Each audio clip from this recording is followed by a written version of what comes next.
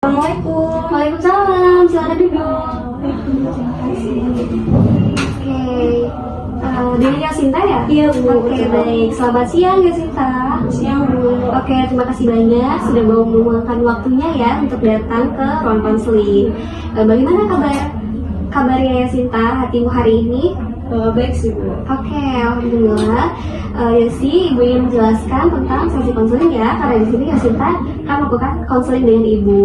Jadi, konseling ini adalah proses bantuan dari di mana kita mencari hidayah atau petunjuk terbaik dan Ibu mendampingi Yasinta untuk mencari solusi tanpa menghakimi Yasinta. Karena kita percaya Allah menyukai usaha perbaikan diri. Oke, proses ini dilindungi oleh beberapa asas yang bersumber dari ajaran agama Islam kita tentang amanah atau kepercayaan, yaitu yang pertama ada asas kerahasiaan, yaitu ini yang paling penting, apapun yang kamu ceritakan akan Ibu rahasiakan sepenuhnya. Anggap ini adalah amanah antara kita berdua. Yang kemudian ada asas kesukarelaan, meskipun kamu dipanggil sekolah, Ibu harap kamu datang dengan kemauan dan niat hati yang tulus, gitu ya Yasinta. Kemudian ada asas keterbukaan, di mana agar kita berhasil, Ibu butuh Yosi untuk jujur dan terbuka menceritakan semua godaan dan pemicu seolah-olah kamu sedang melakukan musabah atau introspeksi diri. Oke, baik. Di sini Yasinta paham? Ya, saya paham, Bu. Saya juga mau masalah bolos ini selesai, Bu. Oke, baik. Alhamdulillah niatmu dan dalam permulaan yang hebat. Sekarang mari kita lihat lebih dalam. Ibu dengar kamu sering tidak masuk sekolah. Yasinta, betul? Betul, Bu. Ibu ingin tahu apa sih yang membuat merasa lebih nyaman saat tidak berada di lingkungan sekolah? Apa yang dikerjakan oleh hawa nafsumu saat begadang itu? Kalau di rumah kan lebih bebas ya, Bu ya.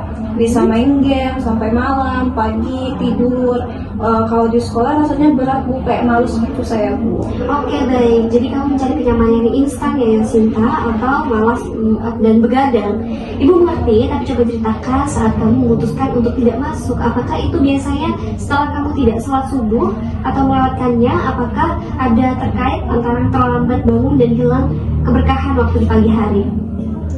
Biasanya kalau malamnya bergadang, Bu, tidur jam 3 atau jam 4 pagi, Bu. Seperti itu. Iya, jadi paginya susah bangun, alarm subuh bunyi. Tapi rasanya mau matiin aja, Bu. Terus mikir, sehari ini absen nggak apa-apa deh gitu. Saya tahu itu salah sih, Bu. Oke, terima kasih atas kejujuranmu ya Yasinta. Kamu sudah mengidentifikasi musuhmu, yaitu hawa nafsu ya, begadang.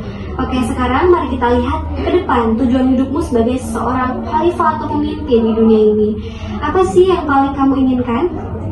Saya mau jadi orang yang berhasil sih, Bu. Saya ingin kuliah jurusan IT yang bagus supaya bisa bikin game sendiri itu impian saya sih, Bu. Wow, fantastis ya. Impian itu adalah amanah dan nikmat dari Allah yang harus kamu syukuri dan kembangkan. Dan sekarang mari kita lihat perilakumu saat ini. Di satu sisi kamu punya impian kuliah di IT ya Yasinta. Di sisi lain kamu begadang, membolos dan meninggalkan tugas.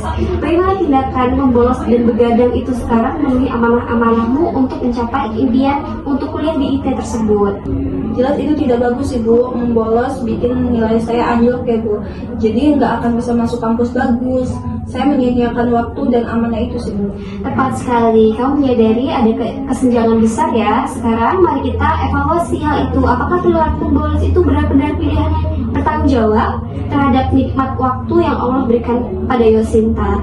Yosi, ingat kita semua akan dihisap atau dimintai pertanggungjawaban atas waktu dan usia kita. Enggak, Bu, saya sama sekali gak efektif, cuman enak sesaat. Setelah itu saya merasa berdosa dan muncul masalah baru, Bu.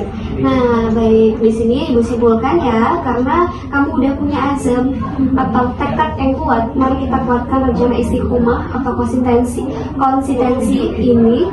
Apa yang bisa kamu lakukan secara berbeda mulai besok malam sebagai langkah jihad atau kecil pertama agar kamu bisa bangun tepat waktu dan sholat subuh di awal waktu.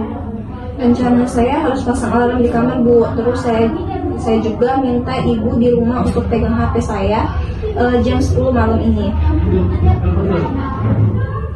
Oke, baik, tepat sekali. Kita sebut ini adalah hijrah digital ya Yasinta. Sekarang kita resmikan ini sebagai kontrak perilaku. Kita tindakan yaitu yang pertama, tidur sebelum jam 10 30 malam. Dan kedua, meletakkan HP di ruang tamu. Target berhasil sholat subuh tepat waktu dan masuk ke sekolah penuh selama 5 hari berturut-turut.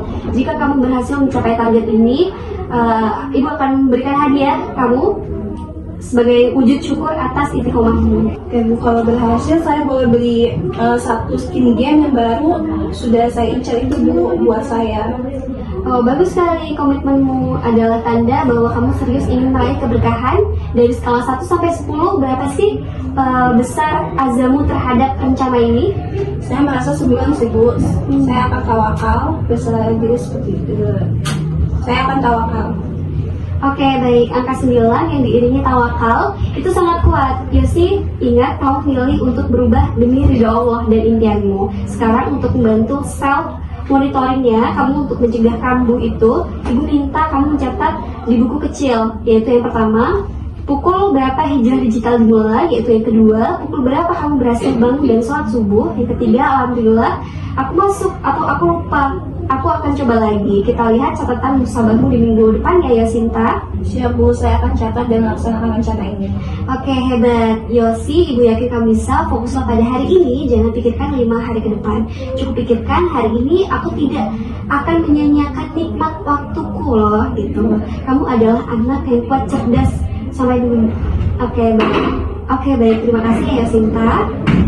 Terima kasih Bu. Jika Yosinta butuh bantuan, bisa datang langsung ke ruang konseling ya. Terima kasih. Terima kasih.